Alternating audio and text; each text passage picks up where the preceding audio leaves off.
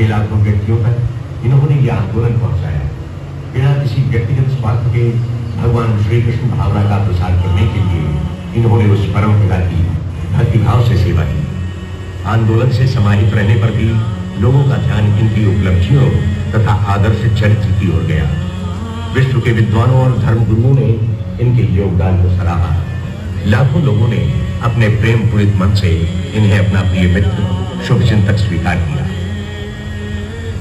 श्रील प्रभुपाद की पुण्य स्मृति में इनके शिष्यों ने अमेरिका में पश्चिम वर्जीनिया की पहाड़ियों पर एक अद्वितीय स्मारक बनाया, जहां आज लाखों यात्री हर वर्ष जाते हैं। जिनके बिखरे जीवन को श्रील प्रभुपाद ने संवारा था, वे लोग अन्य विधियों से भी इनके प्रति अपना स्नेह, श्रद्धा और सम्मान व्यक्त करते हैं। हरे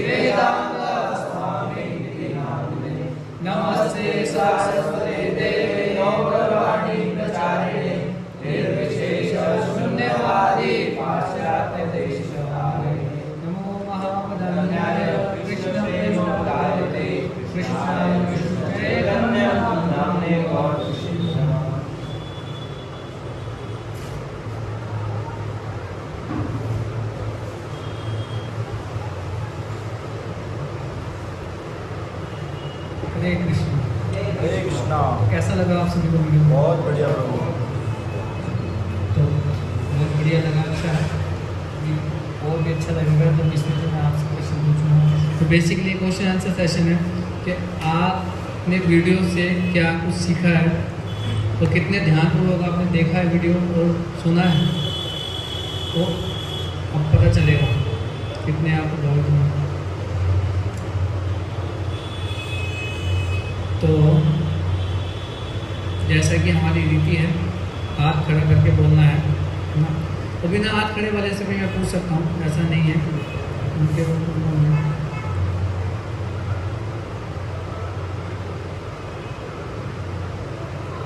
तो बेसिकली प्रभुपाद जी के जो संघर्ष रहा है ना, इतना उन्होंने संघर्ष किया है इस्कॉन की स्थापना करने के लिए, पूरे विश्व को जो है कृष्ण भक्ति में जो है डुबोने के लिए, है ना, हर एक भक्त को, हर एक व्यक्ति को भक्त बनाने के लिए कितना उन्होंने मेहनत की है ना, वो हम सब ने देखा और जाना।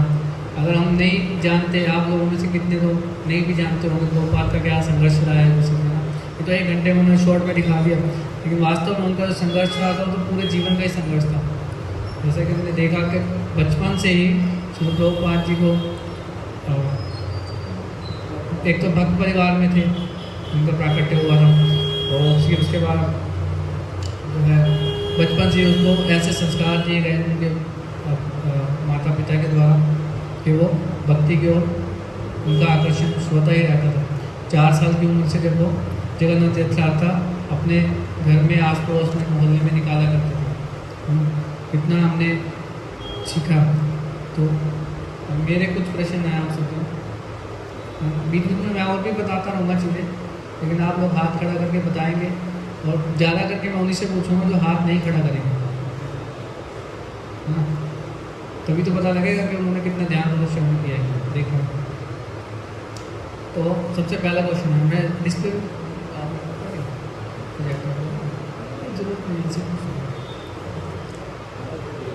जरूरत नहीं,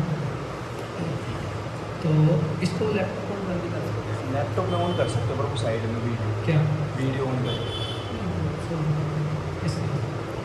तो वीडियो का जो शीर्षक था, बेसिकली जो टाइटल था, ये था योर एवर वेल विशर, यानी कि आपके शुभ चिंतन, है ना?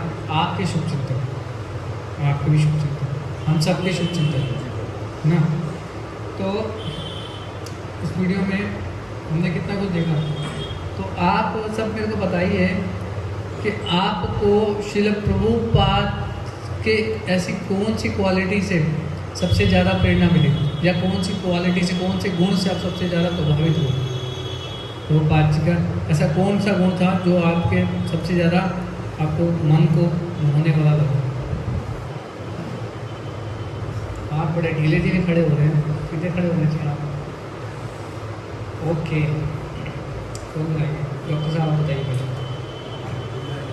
सतत लगे रहना, जैसे बताया वीडियो में टाइपराइटर हो गया था, क्या हो गया था? कंटिन्यूस लगे रहना, ट्रांसलेशन प्रति प्रसार। ओके, और मंजीत को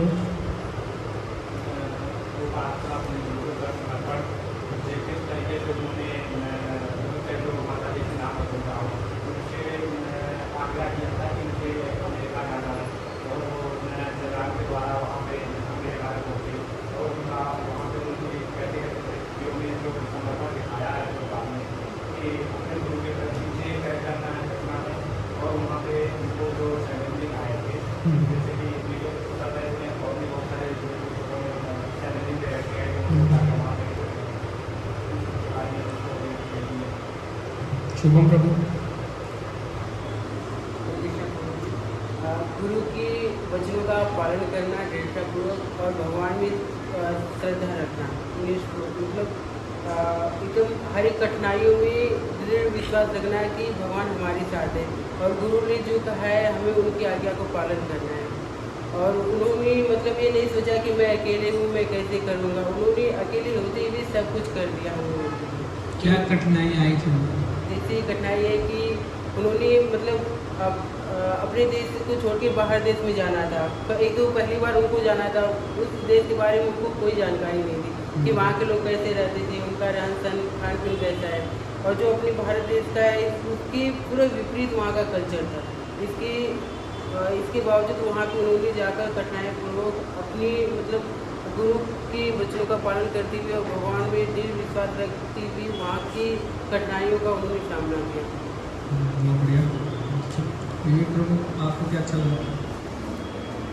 उनका क्या नाम है, अपने गुरु के प्रति निष्ठा। ये तो उन्होंने बता दिया, रिपीट नहीं करना, ये दोनों ने बता दिया। अब वो कुछ अलग बताइए, वो भी बहुत सारे गुण थे प्रभुपाद जी। प्रभुपाद जी सबको मतलब महाभागवत है, जैसे उनका महाभारत का एक गुण होता है, महाभागवत का जो इस वीडियो में से आपने सीखा है।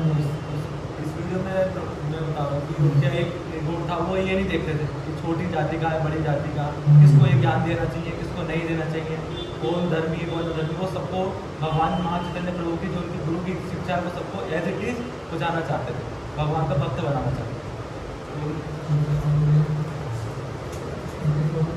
मतलब वो अपने डेढ़ से का भी दिया था ना, उसको कंप्लीट किया। मतलब क्या था कि सबको आत्मिक बनाना चाहते थे वो, और सबसे बड़ी बात क्या था कि इस तरीके से बनाना चाहते थे, एक तो प्रसादन के माध्यम से बनाना चाहते थे, क्योंकि क्या था कि बाहर विदेशों में किस तरीके से उनको अप्रोच किया जाए, तो प्रसाद के माध्यम से उन्होंने खुद बनाया, खुद सर्व किया, तो वो चीज़ नहीं थी।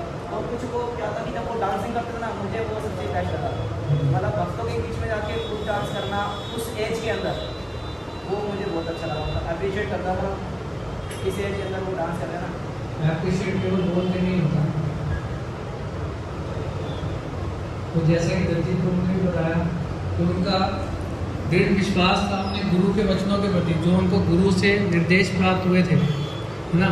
एक तो 2 निर्देश मुख्य रूप से जो प्राप्त हुए थे कि एक तो जब भी आपको कुछ धन मिले, जब वो गृहस्थ आश्रम में थे, तो का पुस्तकों का लेखन करना और छपाई करना, और दूसरा कि पाश्चात्य देशों में जा कर के अंग्रेजी भाषा में कृष्ण भावनामृत का प्रचार प्रसार करना। तो उन्होंने अपने गुरु के वचनों को बहुत सीरियसली लिया, उन शब्दों को। तो हम तो लेक्चर में बहुत कुछ सुनते हैं, जब बात करते हैं तो बहुत कुछ सुनते हैं, लेकिन उनका क्या गुण था? गुरु मुख पद्म वाक्य चित्त ते करी आएगी। उनके मुख से निकले शब्दों को उन्होंने अपने हृदय से लगा लिया और छाप दिया, और ना करिए मन आशा, और कोई सब भूल गए, बाकी सब कुछ नहीं है उनको, उसमें को करना है। कि जैसे कल प्रभु जी भी बता रहे थे कि प्रभुपाद जी बता रहे हैं अपने लेक्चर में एक जगह पे, और बुक में भी लिखते हैं कहीं पे, कि जो गुरु के जो निर्देश थे वो उनको भूत की तरह डराते थे कि कैसे होगा पूरा, कैसे होगा, कैसे होगा पूरा। तो उनको मतलब कि चैन नहीं पड़ता था, पूरा करना है ना। फिर संघर्षों की बात करते हैं तो प्रभुपाद जी ने पहले इस भारत भूमि में भी प्रचार प्रसार करने का बहुत प्रयास किया था, है ना। जैसा कि हमने देखा, पहले इलाहाबाद में वो अपनी फार्मेसी की दुकान, एक लेबोरेटरी थी, उनका पूरा बिजनेस था, वो चलाया करते थे, है ना। फिर उसके बाद में इलाहाबाद में उन्होंने एक डिवोटिव लीग खोला था, वहाँ पे उनको सक्सेस नहीं मिला। फिर बाद में वो वानप्रस्थ लेते हैं और दिल्ली आते हैं, दिल्ली में आकर के छपाई का कार्य शुरू करते हैं। बेसिकली राधा दामोदर में रह करके पहले लिखते हैं, और फिर वहाँ पे भी जाते हैं, दिल्ली में भी खुद लिखते हैं बुक्स, हैं, खुद बुक्स लिख करके फिर छपाई करवाने जाते हैं। छपाई करवा के कागज़ खुद खरीदते हैं, सिर पे ढो करके चावड़ी बाज़ार में जाते हैं, वहाँ पे छपाई कराते हैं, कागज़ खरीदते हैं, कागज़ खरीद के छपाई कराते हैं। छपाई कराने के बाद में फिर उसको खुद डिस्ट्रीब्यूट करते हैं, चांदनी चौक की गलियों में, कनॉट प्लेस में, सब जगह जाकर के खुद ही डिस्ट्रीब्यूट करते हैं। हमें तो छपी छपाई बुक्स मिल जाती है ना, इतनी चाहिए उतनी ले लो, और डिस्ट्रीब्यूशन बस करना वाला, उसमें भी हमारे को कष्ट लगता है। और डिस्ट्रीब्यूट करते करते एक बार उनको हीट स्ट्रोक आ जाता है, सर्द गर्म हो जाता है, तब वो चक्कर खा के नीचे गिर जाते हैं। एक बार एक बैल मार के चला जाता है उनको, ये उस एज की बात बता रहे हैं, यहाँ पे उनको नहीं मिलता। फिर वो बाहर जाने का प्रयास करते हैं, ये जो जलदूत की मालकिन होती हैं उनसे बात करते हैं, वो भी डांटती हैं कि तुम वहाँ पे जाके मर जाओगे, इतने बूढ़े हो चुके हो, वहाँ पे इतनी ठंड पड़ती है, क्या करोगे वहाँ जाकर, क्योंकि उनका रिलेशन होता है। बोलती है कि नहीं तुम क्या करोगे जाकर, लेकिन वो कहते हैं कि नहीं मुझे जाना है, मुझे मेरे गुरु का निर्देश प्राप्त है ना। वो फिर जलदूत से करीब 45 से 50 दिन की यात्रा करके अमेरिका पहुंचते हैं। रास्ते में भी उनको 2 बार हार्ट अटैक आता है ना। और उसमें भी प्रभुपाद जी क्या बोलते हैं कि अगर अब तीसरा हार्ट अटैक आया तो मैं नहीं बचूंगा। अब उनको ये टेंशन नहीं कि मैं नहीं बचूंगा, उनको ये टेंशन है कि मैं अगर मेरे को तीसरा हार्ट अटैक आया तो गुरु की आज्ञा जो मिली है वो कैसे पूरी होगी, विदेशों में अंग्रेजी भाषा में प्रचार कैसे होगा, विश्व महाप्रभु चैतन्य महाप्रभु का आंदोलन कैसे फैलेगा। लेकिन उन्होंने कहा नहीं, चैतन्य महाप्रभु ने खुद बोला है, पृथ्वी ते आचियत नगराधिग्राम सर्वत्र प्रचार होवे मोर नाम, कि चैतन्य महाप्रभु ने बोला होगा तो होगा होगा। अब होगा तो इसका मतलब ये थोड़ी है कि चलो घर अपना सो जाओ जाकर, आपको करना पड़ेगा, हमें करना पड़ेगा, जिम्मेदारी उठानी पड़ेगी, डिस्ट्रीब्यूशन करना पड़ेगा, संकीर्तन में डांस करना पड़ेगा, बाहर जाकर के लोग कैसे आकर्षित होंगे। जब हम ही कुछ ढीले ढीले चलेंगे तो लोग देख करके आकर्षित होंगे, हमारे से नहीं होंगे ना। डिस्ट्रीब्यूशन करना पड़ेगा, प्रसाद भी डिस्ट्रीब्यूट करना पड़ेगा, लोगों में जाके उनसे कनेक्शन बनाना पड़ेगा। कनेक्शन कैसे बनेगा, समझ हैं? ऐसे नहीं बनेगा धीरे धीरे अपना मौज मस्ती में चल रहे हैं, कोई अपना फ़ोन चला के उधर चल रहा है संकीर्तन है, कोई अपना हेडफोन लगा के अपनी दुनिया में चल रहा है, खोए हुए हैं। ऐसे थोड़ी होगा, ऐसे होगा प्रचार। अगर प्रभुपाद जी भी ऐसे करते तो होता इतना स्टोन इतना बड़ा खड़ा होता, नहीं होता ना। और सबसे मोस्ट इम्पोर्टेंट थिंग देखो, एक प्रभुपाद जी का जब वो अपना जलदूत में यात्रा कर रहे थे तो वो भी इसमें चर्चा किया था, है ना। और उनको हार्ट अटैक आया था, उसके बाद में एक सी सिकनेस भी होती है। सी सिकनेस मतलब कि पानी के अंदर रहते हैं ना, तो पानी के अंदर हिचकोले खाती रहती है वो नाव जो होती है, उसके कारण क्या होता है हमारा अंदर का भी सिस्टम पूरा हिलता है, जिसके कारण फीवर, उल्टी, ये सब चीज़ें अंदर से होता है, सिस्टम पूरा हिल रहा है आपका। तो 2 महीने तक आप ऐसे हो, इसको सी सिकनेस बोलते हैं। अलग तरीके की एक बीमारी होती है, इसको समझ में नहीं आएगा वो हो क्या रहा है। उनकी एज भी कितनी थी शरीर की? 65 नहीं 69 थी, 70, 69, 65 पे गए थे, 1965 में गए थे, है ना। तो वहाँ पर फिर 13 सितंबर को प्रभुपाद जी अपनी डायरी में लिखते हैं, ये उसमें भी बताया था, मैं आप लोगों के लिए पढ़ रहा हूँ दोबारा से आपको याद कराने के लिए। क्या लिख रहे हैं कि 13 सितंबर 1965 में वो अपनी डायरी में लिख रहे हैं कि शुक्रवार 10 सितंबर 1965 में अमेरिका की यात्रा करते समय अटलांटिक महासागर के मध्य श्री प्रभुपाद अपनी डायरी में लिखते हैं, आज जहाज अत्यंत सुगमता से चल रहा है। तो आंधी तूफान आ रहा था इतना, मतलब अटलांटिक महासागर अपना, प्रभुपाद जी बोलते हैं कि अगर वो अपना असली रूप दिखाएगा ना तो निश्चित रूप से वो कह रहे हैं मैं जिंदा नहीं रहूँगा, इतना खतरनाक है अटलांटिक महासागर। तो वो कह रहे हैं प्रभुपाद जी कि अत्यंत सुगमता से चल रहा है, मुझे पहले से अच्छा लग रहा है, किंतु मुझे श्री वृंदावन तथा मेरे इष्ट देव श्री गोविंद देव जी, श्री गोपीनाथ जी जहाँ पे हम कल दर्शन करके आए हैं, और श्री श्री राधा दामोदर जी से विरह का अनुभव हो रहा है, सेपरेशन, उनकी याद आ रही है, क्योंकि वो कहाँ है, इतना दूर है ना। ऐसे समय में एकमात्र श्री चैतन्य चरितामृत मुझे सांत्वना दे रही है, जिसमें मैं श्री चैतन्य महाप्रभु की लीला रूपी अमृत का आस्वादन कर रहा हूँ। चैतन्य चरितामृत अपने साथ लेके गए थे और उसको पढ़ रहे थे चैतन्य श्रील प्रभुपाद ना।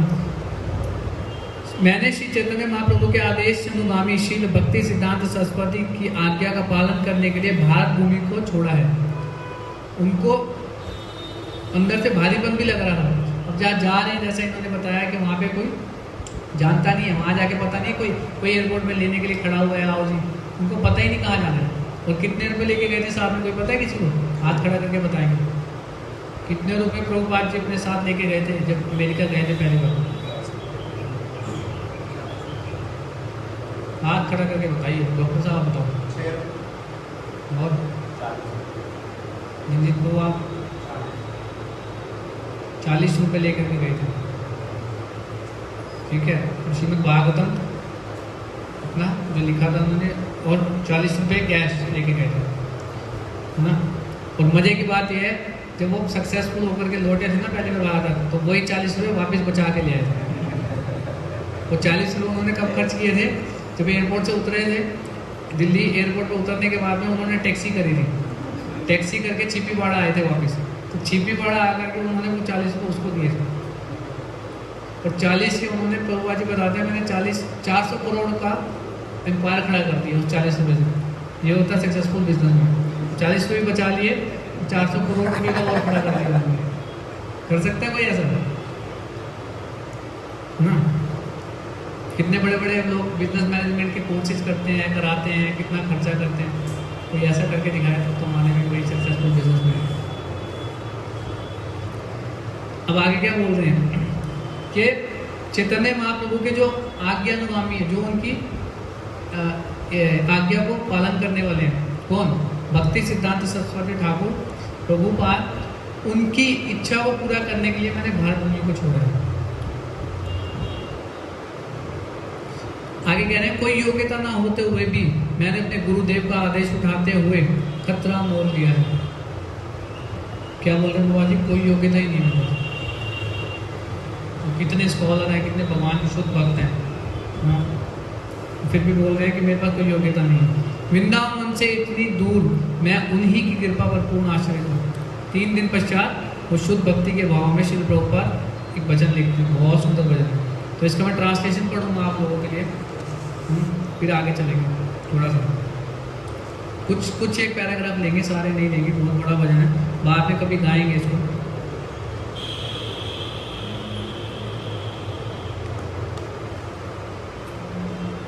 तो एक बीच में पैरा में कहते हैं कि उनकी बलवती इच्छा से, किनकी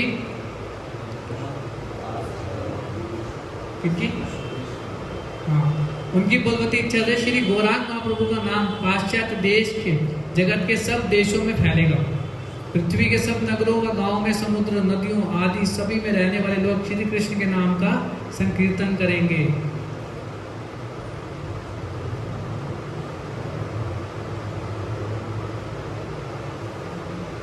यद्यपि मेरे गुरु महाराज ने मुझे इस अभियान को पूरा करने की आज्ञा दी है, तथापि मैं इसके योग्य नहीं हूँ।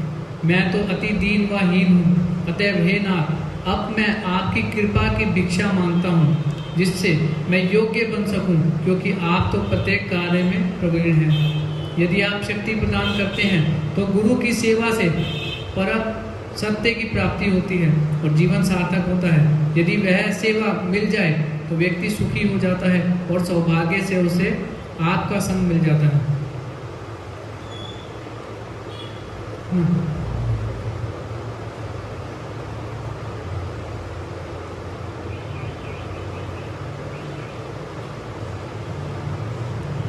तो इस प्रकार से उन्होंने ये भजन लिखा था, बहुत सुंदर भजन है, अभी दोबारा इस पर चर्चा करेंगे। तो बेसिकली श्रील प्रभुपाद का कितना संघर्ष था और वो कैसे कामयाबी को प्राप्त कर पाए। एक तो गुरु के वचनों को उन्होंने अपने हृदय से लगाया, उसको अपना जीवन का उद्देश्य बना लिया। दूसरा जो है कृष्ण के ऊपर पूर्ण निर्भरता। प्रभुपाद जी कहते हैं कि कभी भी उनको नहीं लगा कि मैं अकेला हूँ, कभी भी ऐसा नहीं लगा, वो कृष्ण पर पूर्ण निर्भर रहते थे।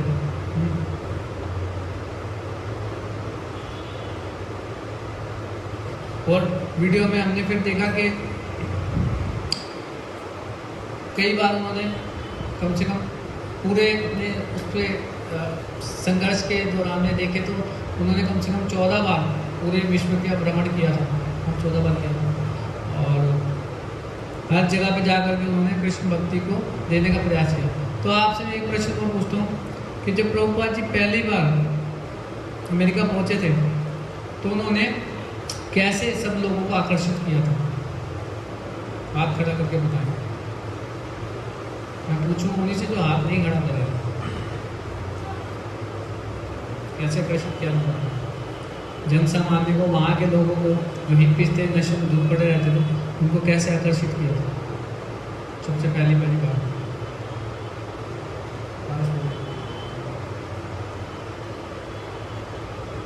बताइए।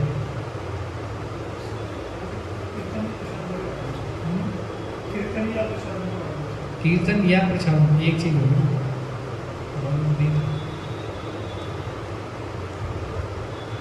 वीडियो में दिखाया था।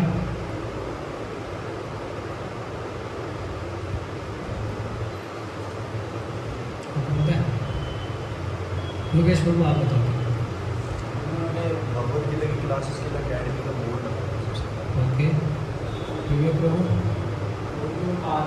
हरे राम हरे कृष्ण कीर्तन करते हैं, इससे जो भी लोग फिर धीरे धीरे क्लास ज्वाइन करेंगे, क्लास ज्वाइन शिक्षा प्राप्त करेंगे। बस तो उन्होंने कीर्तन किया था हरे कृष्ण महामंत्र का कई घंटों तक बैठ कर, फ्रॉम स्किन स्क्वायर पार्ट। आंखें बंद करके वो कई घंटों तक कीर्तन करते रहे थे। उसके बाद जब उन्होंने आंखें खोली तो उन्होंने देखा कि बहुत सारे लोग उनको घेर के खड़े हुए, कीर्तन किया था। तो हरे कृष्ण महामंत्र के अंदर इतनी शक्ति है। और दूसरा वो जो कर रहे थे वो भी शुद्ध है और शुद्ध नाम ले रहे थे। तो शुद्ध नाम जब उन हिप्पीज के, उन लोगों के कानों में पड़ रहा था तो इसलिए वो आकर्षित होने थे स्वाभाविक रूप से। एक टीवी रिपोर्टर भी आपने देखा होगा अगर ध्यान से, तो वो पूछते हैं एयरपोर्ट पे जब प्रभुपाद का इंटरव्यू ले रहे हैं कि जो पाश्चात्य जगत के जो लोग हैं वो क्यों इतना झुकाव हो रहे हैं, इतना आकर्षित हो रहे हैं इस हरे कृष्ण आंदोलन के प्रति। सुना था किसी ने ध्यान से? सो रहे थे।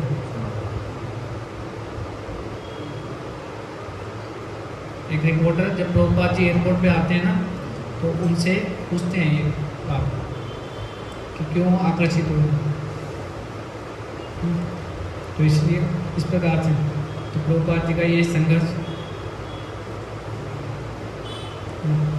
और कोई क्वालिटीज कुछ आप बताना चाहें? जब प्रभुपाद जी वहाँ से जर्मनी से जा रहे थे अमेरिका, तो उनको हार्ट अटैक आया। उसके बाद में वो ये मेंशन करते हैं अपनी डायरी में कि मेरे भीतर कोई योग्यता नहीं है और मैं बहुत दीन हूँ, हीन हूँ, मैं अपने गुरु के आदेश का पालन कर रहा हूँ, पर मेरे को भगवान के नाम पे दृढ़ विश्वास है केवल। वही कृष्ण पे पूरा विश्वास है। और कोई किसी प्रभु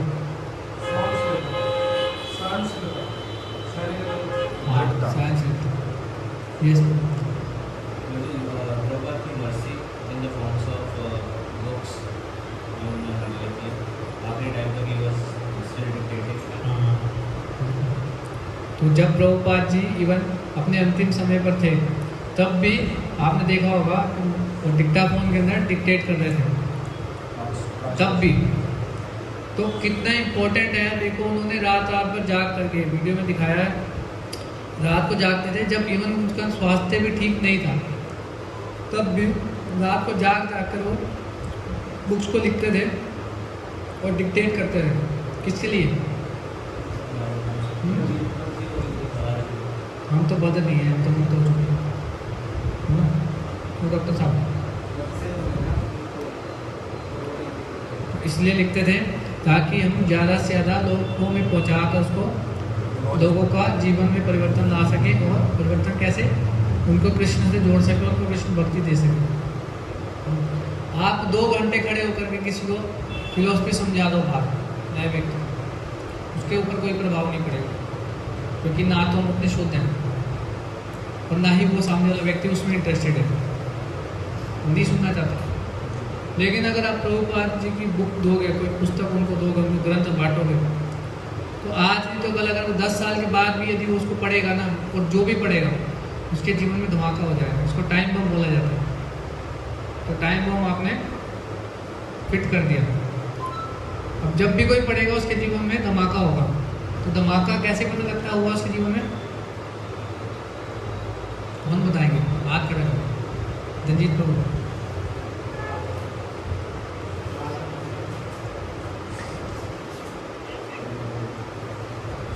बताइए। हमारा ये हुआ कि भक्ति पुरुष को अपना पाएगा, जब प्रभात की वाणी को कान में जाएगी ना, भक्ति पुरुष को लेगा, सब कह नाम को लेगा। को आप कुछ कहना चाहेंगे? कोई बात नहीं, थोड़ा प्रयास कीजिए, गोली खाएगा। रंजीत लोग बता रहे हैं आप अपने शब्दों में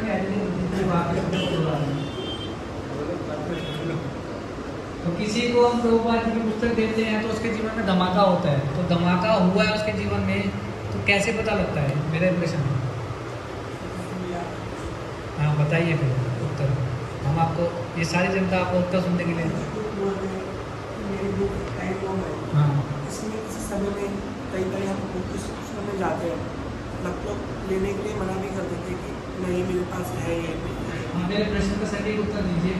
मेरा प्रश्न ये है, टाइम बम तो लग गया, फट भी गया उसके, अब उसके जीवन में फट चुका है टाइम बम, वो व्यक्ति के जीवन में, ये कैसे पता लगेगा? उसके जीवन की दिनचर्या से पता लगेगा, उसकी एक्टिविटी से कैसे बिहेव कर रहा है, वो अपने जीवन में उतार पा रहा है नहीं कर रहा है, जो भी उसने मुझसे पढ़ा है। बहुत अच्छा बताया प्रभु जी। यस उसका संग कितना तो विचार नहीं है, जब आएगा, जब परिपक्व हो जाएगा तब की बात कह रहे हैं। लेकिन अभी शुरुआती दिनों में उसके जीवन में ब्लास्ट हो चुका है, भक्ति का विस्फोट हो चुका है। तो कैसे? ये इनकी वीडियो बना लो भाई। जैसे प्रभु जी वो बुक्स पढ़ेंगे ना, तो सबसे पहले उनके विचारों में चेंज आ जाएगा, सोचने समझने की शक्ति बदल जाएगी। ये तो बताया उन्होंने, थोड़ा सा ऐसे बताओ भाई। जो भी किताब पढ़ेगा जीवन में क्रांति आएगा। क्रांति कैसे आएगा? प्रचार करने के लिए उत्साह होगा, दूसरों को बांटे। तो आप सब अपने अपने जीवन में देखिए ना, आपके जीवन में क्या परिवर्तन आया है। जब आपने भक्तों के संग में आए हो, जब ग्रंथ आपको किसने दिया होगा, किसने कुछ प्रचार किया होगा, तो आपके जीवन में क्या परिवर्तन आया है आप बताएंगे जल्दी को। आपको नहीं बताना है, शॉर्ट में बताइए, समय थोड़ा कम है, 2 पॉइंट बचे हुए हैं, जल्दी बताइए। तो मैंने प्रभुपाद के बारे में पढ़ा, मैं इनको देखने के लिए कोई मंदिर गया था। जब प्रभुपाद ये ऐसे व्यक्ति कौन ऐसे व्यक्ति हैं, मैं मंदिर में इनको देखने के लिए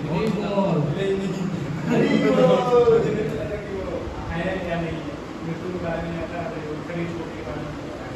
मैं इनको ढूंढते ढूंढते ढूंढना पड़ता है। वहाँ पे मैंने ढूंढा, पिक्चर फिल्म की ऐसी तो नहीं है जो वहाँ पे मैंने पता किया। उसके बाद से हमारा वृंदावन से कनेक्शन का फिर संजय बात देखा। तो ये आपके सामने के उदाहरण है और हम अपने अपने जीवन में भी सब देख सकते हैं। तो मैंने एक बार सुना था, एक डिग्निटी बताते, जब किसी के जीवन में ये भगवत गीता या ग्रंथ का कोई टाइम में फटता है तो सबसे पहले उसके बाल उड़ जाते हैं। ये वाले ना उड़े, कम से कम ये वाले तो उड़ ही जाते हैं। तो आप देख सकते हैं कितना आपके जीवन में टाइम में फटा है, और आप बता नहीं कर सकते हैं। वो तो बहुत बाद में आएगा। ठीक है, आगे चलें, टाइम भी हो रहा है, हो ही गया है। तो जो प्रभुपाद जी ने इस्कॉन की स्थापना की है, उससे आप लोग क्या उम्मीद करते हैं, क्या हमें मिलेगा उससे? सारे आंसर आप ही चलेंगे, हम पूछेंगे। पारस को बताएंगे, पारस को क्या आपको उम्मीद है, क्या मिलना चाहिए आपको इस्कॉन से, जो प्रभुपाद जी ने इतनी मेहनत करके इस्कॉन का स्थापना की है? हमारी चेतना इतनी शुद्ध हो जाएगी भगवान की भक्ति कर सकें। कितनी शुद्ध हो जाएगी? तो इस हिसाब से चेतना शुद्ध हो जाए और भगवान की शुद्ध भक्त बन जाएगा। बहुत बढ़िया। तो आप बताइए। भक्तों का संग मिल जाएगा और हम भगवत धाम जाने की वो योग्यता हमें प्राप्त मिल जाएगा नहीं, आपको क्या उम्मीद है, आप क्या चाहते हो, क्या मिलना चाहिए आपको? हमें भक्तों का संग मिलना चाहिए। ओके, इसको आप बताइए।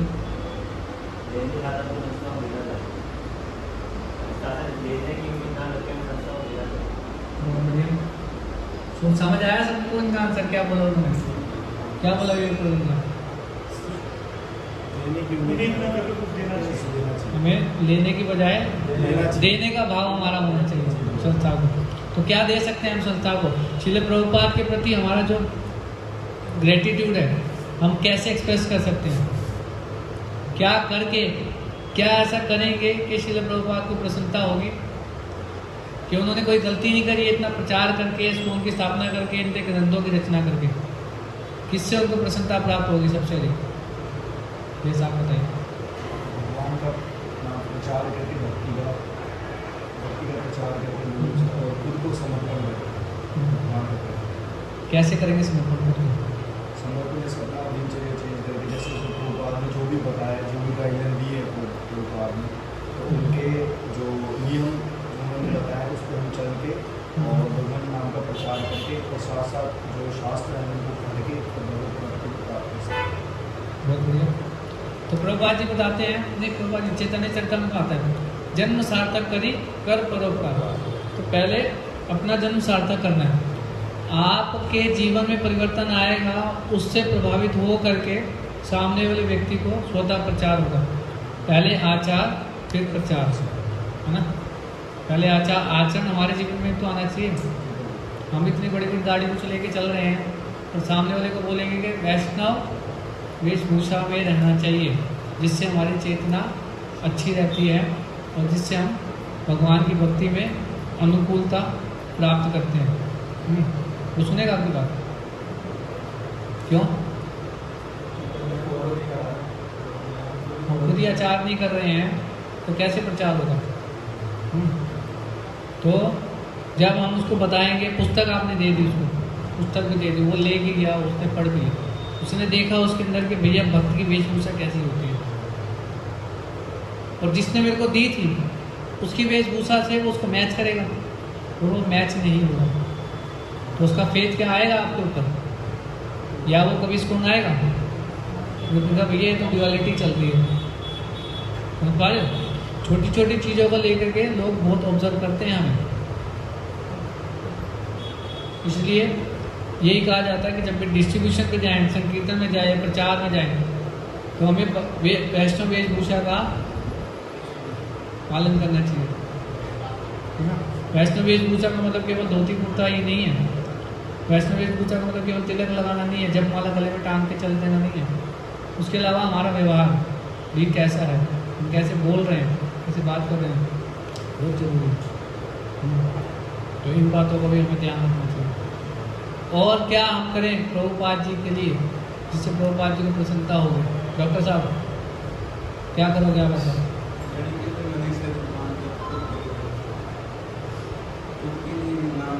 प्रभुपाद जी क्या चाहते हैं आपसे? पहले हमें ये जानना चाहिए ना कि सामने व्यक्ति को प्यास लगी है पानी की, हम उसको दूध पिलाने में तुले हुए हैं। वो क्या चाहते हैं आपसे? वो क्या उम्मीद करते हैं प्रभुपाद जी आपसे? आपको क्या लगता है?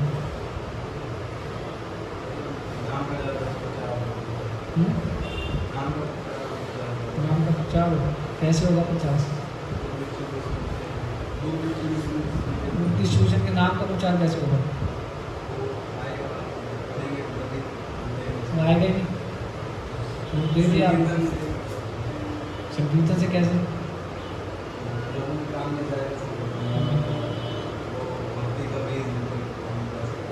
अच्छा, आप इतने शुद्ध हैं जो भक्ति का बीज दे सकते हैं? तो हम शुद्ध नाम लेना पड़ेगा ना उसके लिए। हमारा नाम शुद्ध है, शुद्ध है तो बहुत बढ़िया है, नहीं है तो फिर कैसे होगा? वो कैसे आकर्षित होगा? बाहर के लोग कैसे आकर्षित होंगे? बाहर के लोग ऐसा आकर्षित होंगे, हमने प्रभुपाद जी से जोड़े।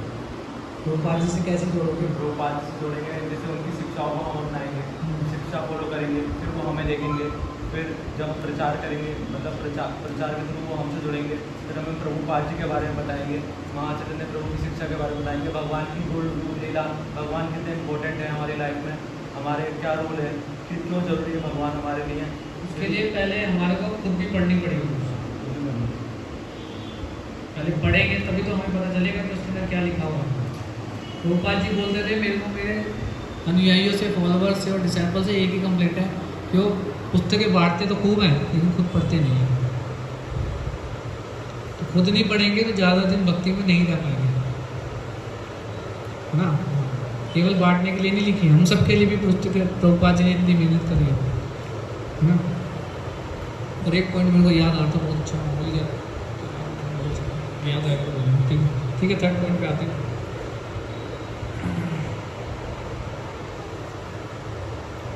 तो जो वीडियो अभी आपने देखा है सबने, उसके आधार पे आप क्या ऐसा कमिटमेंट ले रहे हैं, अपने आप से एक ऐसा वादा कर रहे हैं कि मैं कृष्ण भावना अमृत में के आधार पर अपने जीवन में ऐसा कुछ एक वादा करता हूँ कि ये चीज़ को मैं अपने जीवन में लेके आऊँगा या ये परिवर्तन अपने जीवन में करूँगा, अपनी दिनचर्या में करूँगा। प्रभुपाद चीज़ के जो जितना भी संघर्ष रहा है उसको पूरे को आपने देखा सुना, है ना।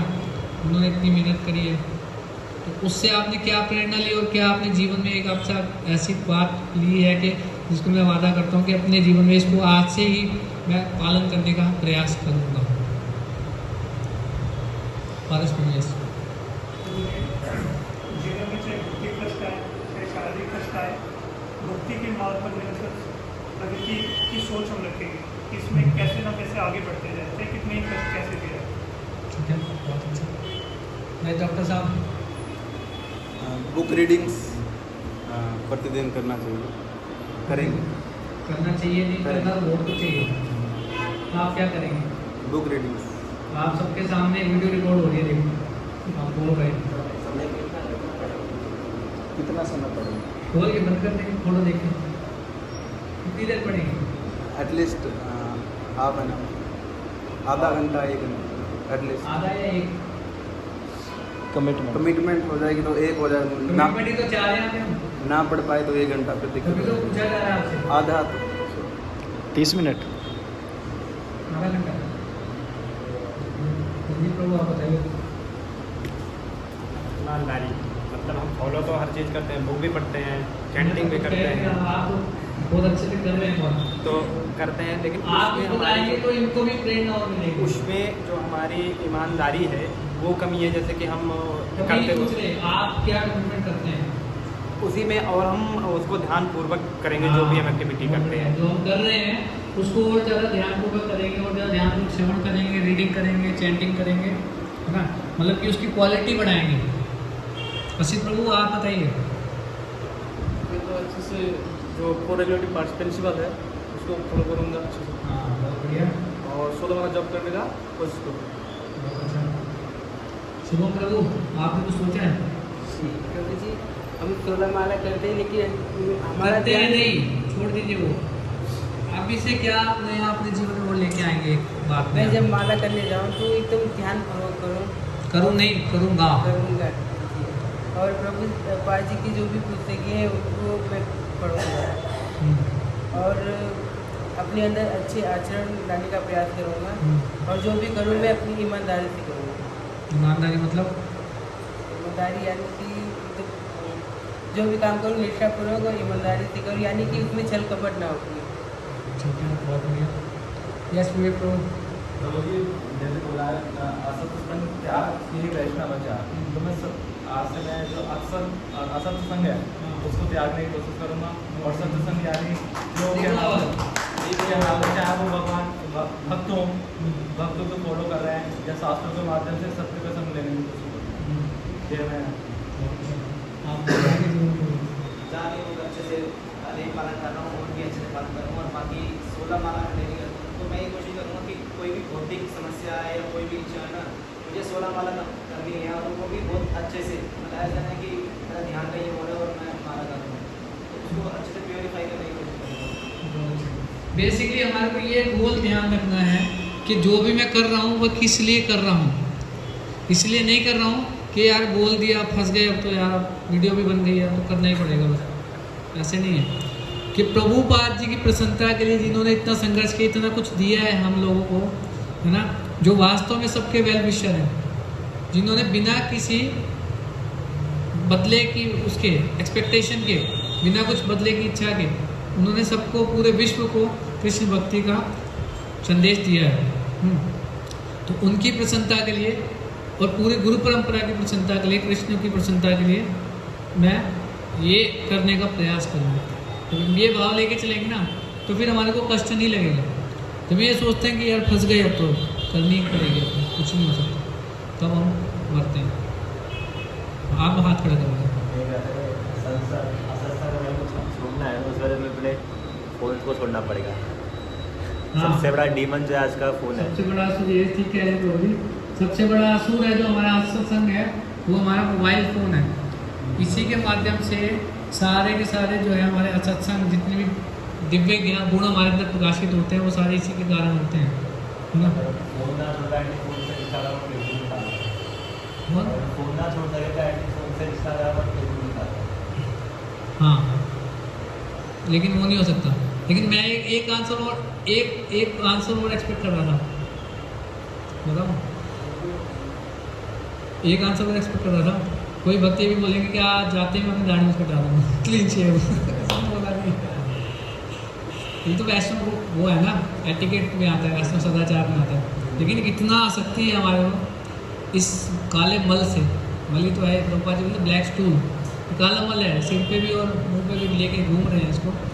जब ऐसे तमोगुण में हम रहते हैं ना तो हमारी बुद्धि काम नहीं करती, वो तमोगुण में ही हम रहते हैं ना, इसलिए बार बार इस पर बोला जाता है। इसलिए भक्त लोग अपना हेड शेप रखते हैं। प्रभुपाद जी भी बताते थे शायद, आई थिंक कि हर 15 दिन में जो है हेड शेप हमें करना चाहिए, हर 15 दिन, ऐसे मैंने सुना है। और मोस्ट कई डिवोटीज करते भी हैं, महीने में तो करते हैं। कुछ भक्त ऐसे हैं जो हर द्वादशी पे करते हैं हेड शेप। और डिपेंड करता है टाइम सर्कमस्टेंसेस, कभी यात्रा में बाहर नहीं कर पाए तो अलग बात है, लेकिन एटलीस्ट छोटे बाल रखो। हेड शेप नहीं करने के लिए कहा जा रहा, आप घबराओ मत, लेकिन जितना हम फॉलो कर सकते हैं उतना तो करें। हाँ, उनकी प्रो के लिए ताली बजा देते हैं, मेरे लिए नहीं, है ना। तो आप लोगों से यही प्रार्थना है कि जो प्रभुपाद जी का आज हमने वीडियो देखा, जो उनका संघर्ष रहा है, और जो आप लोगों ने जो भी अपने मन में चाहे एक संकल्प लिया है कि आज से मैं ये गुण प्रभुपाद जी की प्रसन्नता के लिए करने का प्रयास करूँगा, इसको पालन, तो यहाँ से कुछ लेके जाइए। ये भी धाम है बेसिकली, है ना। गोविंद देव जी पास में हैं, और कल भी इतने सुंदर सुंदर हम लोग दर्शन करके आए सभी, श्री राधा गोपीनाथ जी राधा, विनोदी लाल जी राधा, दामोदर जी, है ना। और आज भी जाएंगे दर्शन करने के लिए। तो ये धाम है बेसिकली। यहाँ पर अगर आप कुछ संकल्प लेंगे ना तो भगवान खुद आपको पूरी मदद प्रदान करेंगे, पूरी सहायता करेंगे उस चीज़ को पूरा करने में और भक्ति में आपको आगे ऊपर उठाने में। लेकिन पहले आपको इच्छा करनी पड़ेगी, इच्छा के साथ साथ आपको हिम्मत करनी पड़ेगी, तब हम कुछ आगे प्रगति कर पाएंगे। अन्यथा ऐसे ही आए हैं रूखे सूखे, फिर ऐसे ही जा करके वही सब कामों में हम वापस जाके लग जाएंगे, उसका हमारे को कोई लाभ नहीं होगा, है ना। इसको बोलते हैं कुंज स्नान। जैसे हाथी स्नान करके आता है नदी में, तो बाहर आके फिर मिट्टी डाल देते हैं अपने ऊपर, तो उसका कोई फ़ायदा नहीं है। तो इसलिए यहाँ से कुछ एक गुण ऐसा ले करके जाएँ, सीख करके जाएँ वीडियो से, जो भी लेक्चर में बताया गया, प्रभु जी ने बताया, ताकि हम अपने जीवन में कुछ परिवर्तन ला सकें। और हमारे जीवन में परिवर्तन आएगा तो हमारे को देख करके अन्य लोग भी अपने आप ही आकर्षित होंगे। लेकिन हमें अपने से आकर्षित नहीं करना, हमें भगवान से, श्रील प्रभुपाद से आकर्षित करना, उनको उनसे जोड़ना। ठीक है, आप सबका बहुत बहुत धन्यवाद। जगत गुरु श्रील प्रभुपाद की जय।